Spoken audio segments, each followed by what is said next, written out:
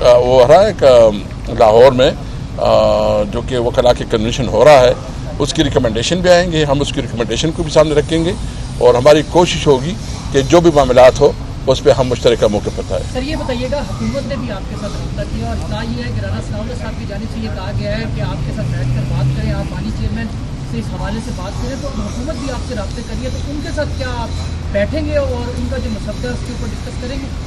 دیکھو ہمارے پاس ابھی تک آفیشیل کوئی رابطہ نہیں آیا، اور جب آئے گا تو پھر اس پہ دیکھیں گے۔ اسد صاحب جو آپ کے MNAs غائب تھے ان میں سے ایک سعد اللہ بلوچ تو آگے بڑھا، باقی ابھی بھی غائب ہیں، ان کو کچھ پتہ چل سکا ہے کہاں ہیں؟ بالکل واپس آئے ہیں۔ سعادت بلوچ کی آپ نے ویڈیو دیکھی آپ لوگوں نے، یعنی اس ظلم کو دیکھے کہ ان کی بیوی، ان کی بیٹی، یعنی ان کے گھر کے خواتین کو اغوا کیا گیا، اور پھر جو ہے نا اس کو کہا گیا کہ آپ اس کے بدلے جنہوں ووٹ دے، کیا اس طرح قانون سازی ہوگی؟ ویسے اس پہ تو آپ لوگ بھی کھل کے بات بول رہے ہیں، مطلب یہ کیا ہے؟ اس ملک، یہ ملک کیسے چلے گا؟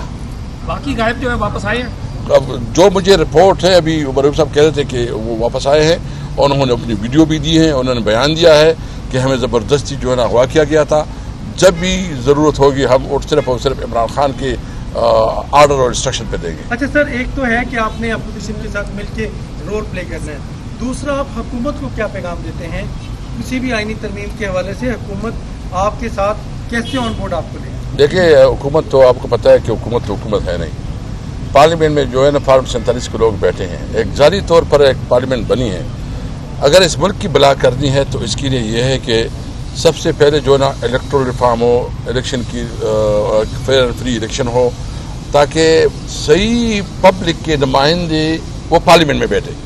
اگر کوئی یہاں جو ہے نا عوام نے اس کو مسترد کیا ہو، ریجیکٹ کیا ہو، اور اس کی جگہ کسی اور کو لے کے آئے اور اس کو پارلیمنٹ کا نمائندہ بنائے، تو وہ کیسے پبلک کا وہ کریں گے، خیال رکھیں گے؟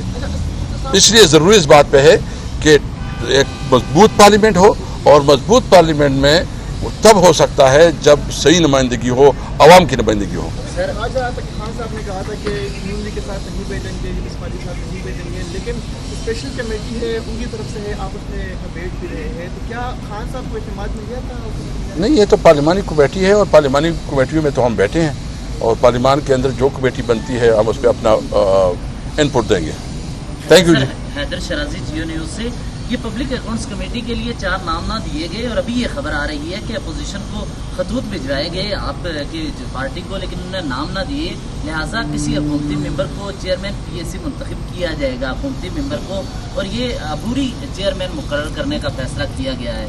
تو آپ نے نام کیوں نہ دیے؟ اور ابھی انہوں نے تو عبوری چیئرمین مقرر کرنے کا فیصلہ، کیونکہ اہم کمیٹی ہے اور آگے معاملات۔ دیکھو مجھے کوئی علم نہیں ہے، کیونکہ میں نہیں ڈیل کرتا اس کو، اور اگر اس طرح یہ کرتے ہیں، ایک طرفہ ڈیسیجن کرتے ہیں، تو پھر ہمارے اور کمیٹی پہ بیٹھنے کی کوئی جواز نہیں بنتا۔ اسد صاحب یہ بتا دیں کہ اب یہ طے ہو گیا کہ پوری اپوزیشن جو ہے وہ آئینی ترمیم پہ جو بھی موقف ہوگا ایک ساتھ جائے؟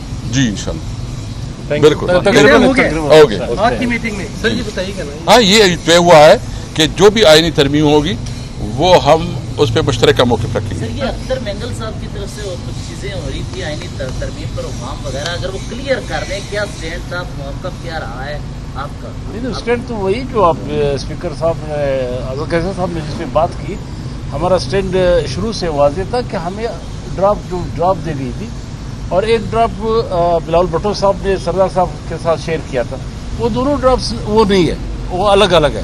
یعنی اب تک جس طرح جو بات کہی ہے کہ جب تک آپ اپنے لوگوں کے سامنے انہوں نے ڈرافٹ کو اوپن نہیں کیا، ہمارے ساتھ نہیں لائے ڈرافٹ جو ہے ابھی تک وہ اس کنفیوژن ہے۔ ابھی مولانا صاحب کے پارٹی کو جو جماعت کو جو ڈرافٹ دی گئی تھی، ہمیں مجھے خود جو لا منسٹر نے جو دی اسی رات کو، اور سردار صاحب کے ساتھ جو ہے بلاول بھٹو صاحب نے جو شیئر کیا تھا، اس میں بھی فرق ہے۔ یعنی جو اس کی اپنی جماعت کے لوگوں کو، اپنی پارٹیوں کو، ابھی ٹاک شو میں آپ دیکھ لیں ان کے ممبران، اسمبلی ممبران، یعنی ہر ایک الگ الگ بات کر رہے ہیں۔ تو اس میں ہم نے تو پہلے سے شروع سے کہا کہ ہم نے اس کو مسترد کر دیا، ہماری پارٹی نے اس سے پہلے بھی، اور ہم الائنس کا حصہ ہے، اپوزیشن الائنس کا حصہ ہے، جو بھی فیصلہ ہوگا تو الائنس کے پلیٹ فارم سے ہوگا۔ 2 ووٹوں کے بدلے 2000 مسنگ پرسن کے بارے میں کوئی ڈیولپمنٹ ہوئی؟ اس میں ہم سے وہ لسٹ مانگی گئی، جس طرح ہمیشہ یہ ڈینائی کرتے رہے कि बहुत सारी लिस्टें हैं कि 5000 से भी ऊपर है, लेकिन हमारी जो ऑथेंटिक लिस्ट है 2000 हमने वो लिस्ट दे दी। अब ये देखिए कि उसमें कहाँ तक वो प्रोग्रेस करते हैं और उसको उड़ाते या असल ड्रॉप देते हैं इसके बदले या बंदी देते हैं उसको। कैसर साहब, एक बहुत बड़ी कंफ्यूजन है, आपसे वो जरूर मैं पूछना चाहूँगा। आप स्पीकर कौमी असम्बली रहे हैं, एक तरमीम का मसौदा ही सामने नहीं लाया गया, तो कैसे इतनी बड़ी प्रैक्टिस उस रात हो रही थी, जरा उस पर भी बताइए। ये देखिए, ये आपने सही बात की है, ये एक ऐसी बड़ा मजाक क्या हो सकता है।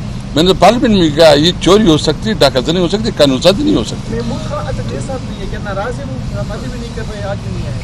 नहीं, वो गए हैं कोयटा में था और वो हमारे पार्टी का इजलास हो रहा है, उसका अपने पार्टी को 19 को इजलास है और 7 को उसका जलसा है, तो उसके लिए तैयारी सिलसिला है। वो हमारा लीडर है, हम उसके साथ हैं, हम मुश्तरका तौर पर आगे बढ़ेंगे। कैसर साहब ये बताएगा, अगर मौलाना साहब कुछ तरामीम तजवीज़ करते हैं, जैसे कि अपोजिशन ने एक साथ चलने का फैसला किया, तो क्या पाकिस्तान तहरीक इंसाफ मौलाना साहब के साथ उन तरामीम में यानी वो शामिल होगी या उस पर आपकी अलग से स्ट्रेटेजी होगी?